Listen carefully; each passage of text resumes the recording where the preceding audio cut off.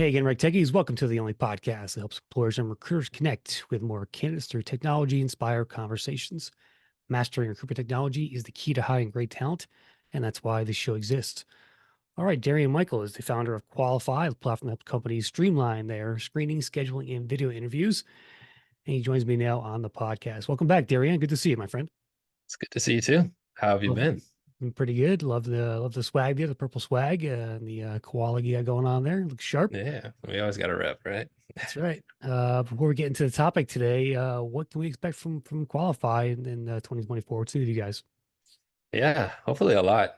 We are really excited about this year. We just did our team kickoff to set the tone for what this year is going to look like for us. And I think the high level is we want to share more with the world, both in terms of the product and in terms of the things that we've been learning and the insights that we've been capturing along the way in this now coming up on 5-year journey for us. And so there's a lot there. We've interacted with hundreds of thousands of candidates at this point. And so there's a lot of insights that we're excited to start sharing and then building into the product as well. Yeah. Hey, what's the pulse of employers right now as far as just their willingness to bring on new technology like this? You have any thoughts on that? Yeah, no, it's been all over the place in the last couple of years, but I feel really excited because it seemed like as we kind of coming out of Q4, people were obviously setting plans for what this year is going to look like, and we're seeing a lot of reception in terms of people being interested and wanting to actually start deploying new technology into their organization. Yeah, So new year, new yeah, budgets. exactly. All right, man. Well, let's kick things off. Share with our audience, Darian, why you believe understanding the candidate beyond the resume is kind of crucial in today's recruiting landscape. Yeah, obviously, we very much focus on, as a company, that step in the journey, usually after a candidate's applied to an organization, and now the recruiter has a resume or an application, and they need to decide if this person's qualified or if they could be a good fit in the organization. So the reason I think it's very crucial to understand beyond the resume is because the resume and the application is so limited. I think we've all seen tons of different blogs and articles talking about how the Mhm. resume is dead and things of that nature. I think the resume still has a place and a purpose, but it is just a piece of paper. It's very limited, and uh, the reality for the recruiting side is that candidates move fast, and so our job as recruiters is to take that piece of paper, uh, and figure out how to make sense of it, make decisions from it, and usually that involves trying to get a deeper level understanding beyond what's on it. And so I feel like what happens after that resume, what happens after that application is submitted is crucial. Plus, like with AI, uh, there are more ways to trick people with what goes on that piece of paper these days. So having a human interaction of some sort Yeah, I just had can on help with that. founder of Earn Better. They do AI resumes, and Yeah. it's kind of a new evolution New there for the frontier. job seeker. Yeah. Um, And like I said, there's a place for that. And I don't think it's inherently wrong that people um utilize those tools, because some people are just not great writers, period. Some people don't know how to write a resume. And that also shouldn't be a bearing on whether or not you're qualified for a position. It just makes the job that much harder for the recruiter. So like that's usually, even before AI came into the picture, that's usually why recruiters pick up the phone and call candidates and try to get a deeper understanding and have more context behind what they see there. yeah. So you're speaking at TA Week next week, is that right? That's correct. Yep. I'm Okay. excited for it. Yeah. What role does candidate voice play in this transformation of recruiting, do you think? I think it plays a big role. Again, I'm obviously biased, and what we focus on is the voice with candidates, and I think it plays a big picture, and I think that's why I'm very optimistic about where Qualify fits into the picture, because um, we see a lot happening on pre-resume and engagement with candidates with text and chat. And we see a lot of things happening on kind of the intelligence in deeper stages of the hiring process. But um, that crucial step in between is where we tend to fit in. And I think there's so much opportunity to learn about candidates, get their feedback earlier in the process, and um, have deeper context for what makes a candidate more qualified or not at that crucial stage. And so when I say candidate voice, I mean both literally their voice and also kind of the metaphorical meaning too, with perception in terms of experience and things of that nature, candidate experience and things of that nature. So I think it's extremely crucial because it's usually at the forefront or the one of the first steps in the hiring process. Yeah. What has a client told you about that process? It's hearing the voice of a candidate. I mean, anything stand out to you over the years? Yeah, it's both like anecdotal, and I think there's some real things that we're still learning behind that too. Like I said, there's only so much you can gather from what you see on an application, and a lot of the industries that we work in, um, it's hard to discern the differences between candidates from resume to resume or from application to application. When you get to talk to the candidates, is where you start to learn, like, oh, this is what they meant by what they put on, in terms of their qualifications. And sometimes a lot of them have like the same certifications or the same base requirements. And so now it's sifting through those applicants to be able to tell which ones are going to be a fit for the context of that. For that employer. Yeah. Um, but yeah, what we see day in and day out too, because obviously, like, we care about the candidate feedback directly.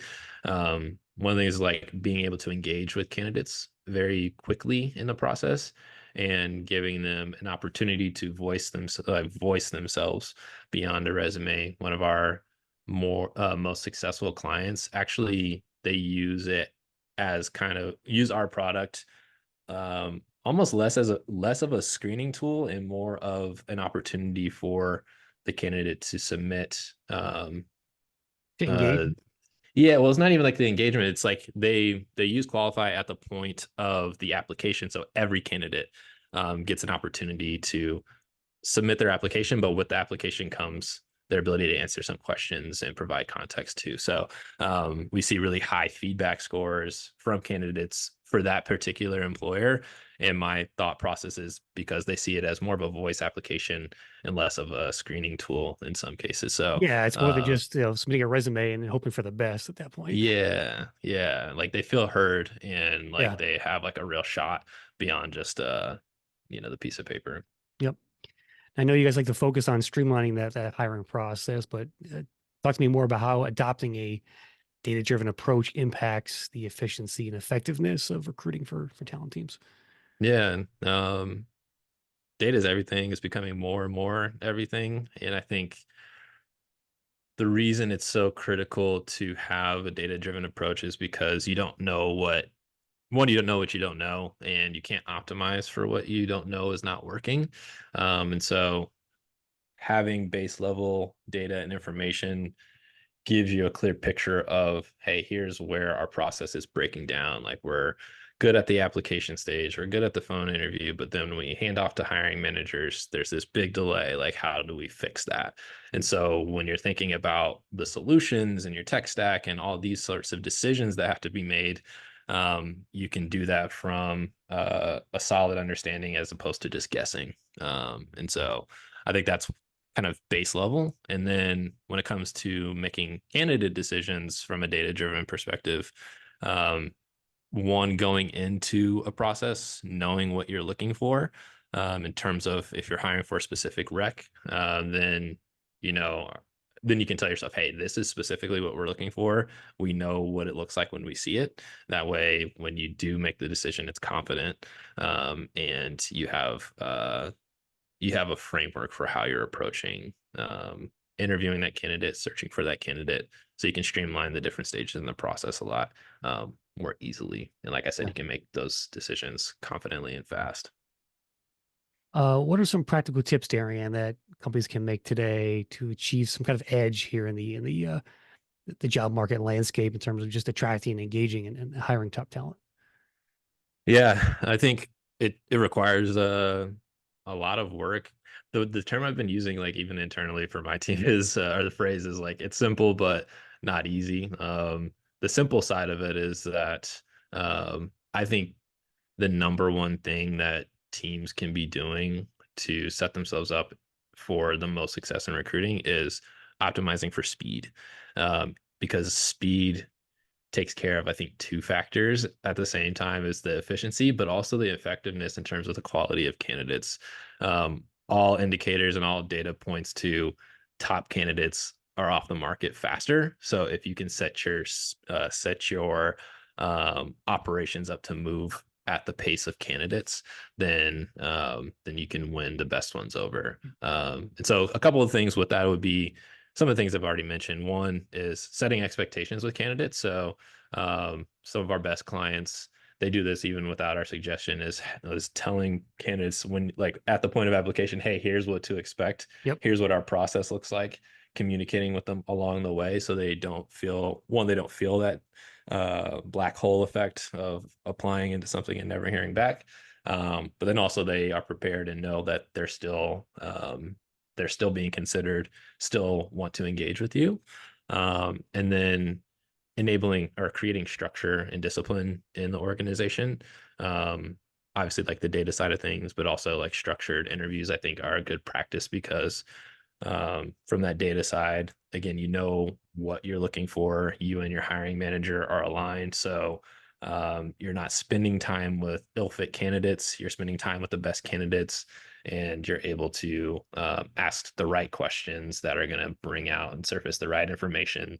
So that way you can streamline things. You can hopefully skip a couple of previous steps that you had in your process, and then make decisions with confidence and land them. So that those would be a couple of tips that don't require a ton of technology.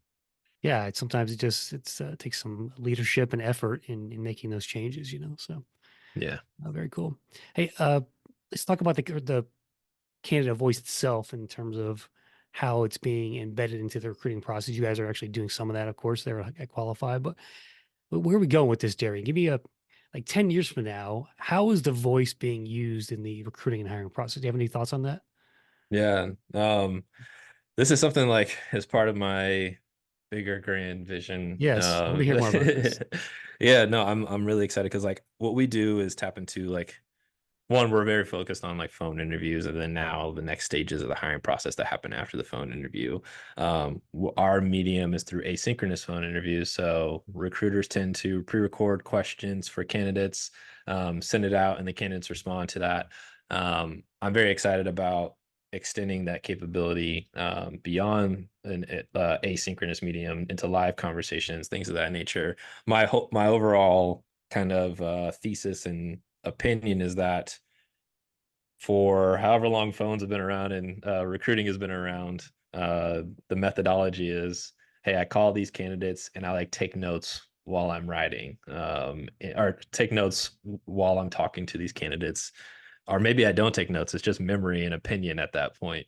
But there's so much data that can be gathered by even a simple 15-minute conversation with a candidate. The Mhm. words people use matter. How they talk about their skills matter. What they talk about in a conversation with a recruiter versus what they put on paper matter. And previously, all that data just goes to the wind and never to be used again. And so I'm very excited about tapping into that, learning more, pulling out skills, insights, things of that nature to help make these decisions faster, and provide a more holistic picture of a candidate to recruiters beyond just what they see on a resume and what they kind of chicken scratch down while they're trying to have a live conversation. So I don't even know the fullest extent of where that can go, but I'm excited to start, you know, piecing that together, and learning more about what can be learned from those conversations. Yeah, very cool. Hey, what's your favorite metric that qualifies delivers inside of your little dashboard there to employers? Is What is my favorite metric? I think it's either time saved per recruiter. And that's usually a calculation based off like what tends to be a typical phone interview.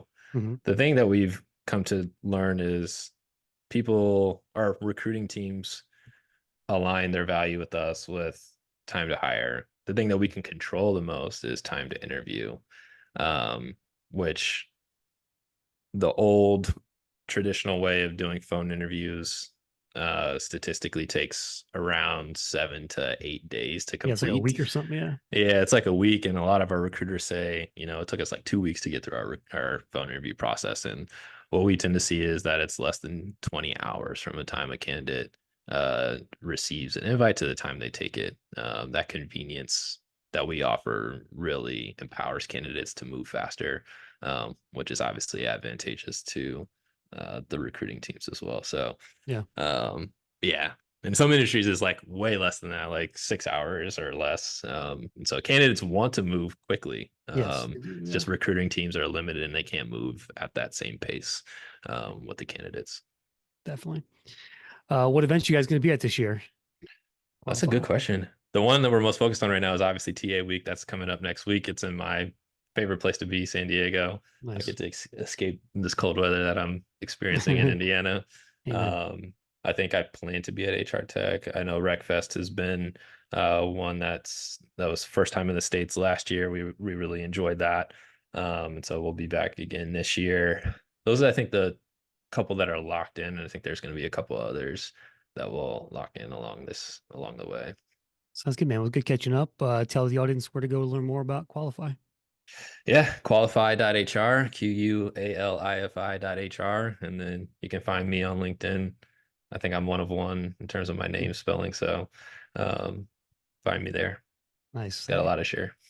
definitely. Well, good to catch up again, Darrian, and thanks for your time today. And we'll see you on the road. All right, thank you. Appreciate it. That will do for this episode of the RecTech Podcast. Be sure to follow us on the socials: Facebook, Twitter, LinkedIn, via the @RecTech Media handle. See every podcast, video, and blog we publish. Thanks for tuning in, everyone. And remember, always be recruiting.